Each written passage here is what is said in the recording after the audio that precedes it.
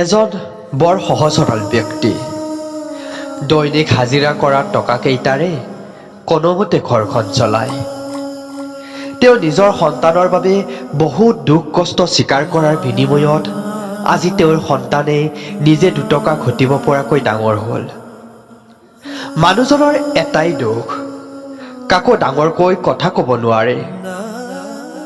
তাৰ এই সুবিধা লয় তেওঁৰ এই সৰলতাক দুৰ্বলতা বুলি অতি আপোন কোনোবাই ফেঙুচালি কৰে।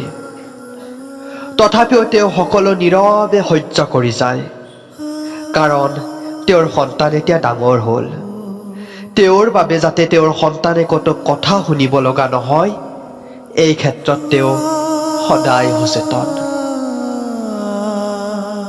ভাবিলে আচৰিত লাগে, তেওঁ নিজে ফটা কাপোৰ পিন্ধি সন্তানৰ বাবে নতুন কাপোৰ আনে। এতিয়া যদি তেওঁক নতুন কাপোৰ এযোৰ পিন্ধিব দিয়া হয়, যেন তেওঁ নতুন কাপোৰযোৰ পিন্ধিবলৈ লাজে পায়। কেতিয়াও নিপিন্ধে।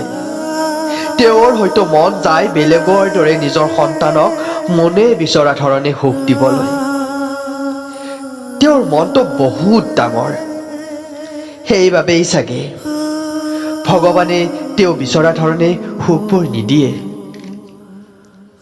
এতিয়া যেন তেওঁৰ মনটো 4-5 বছৰীয়া এটি সৰু ল'ৰাহে। নিজৰ সন্তানে অকণমান টানকৈ কিবা ক'লেই ভাত পানী নাখায়, বৰ অভিমানী হৈ পৰে।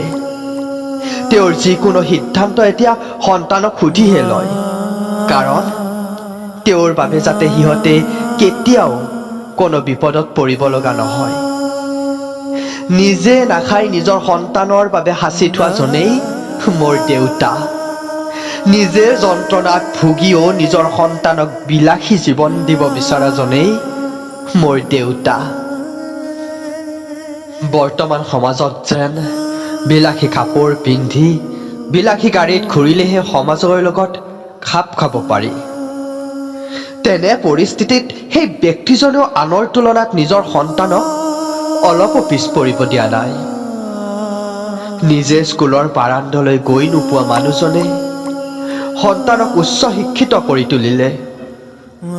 নিজে মোবাইলৰ বুটামটো টিপিব নজনা মানুহজনে সন্তানক দামী দামী মোবাইল দিছে। হয়, সেইজনেই মোৰ দেউতা, মোৰ ভগৱান। দেউতাকে বৰ ক'বলৈ বৰকৈ মন যায়। দেউতা, হ'ব আৰু আমাক এইবোৰ একো নালাগে।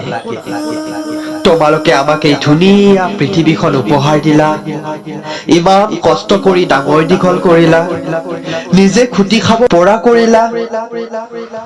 এতিয়া তুমি অলপ জিৰণি লোৱা দেউতা, জিৰণি লোৱা।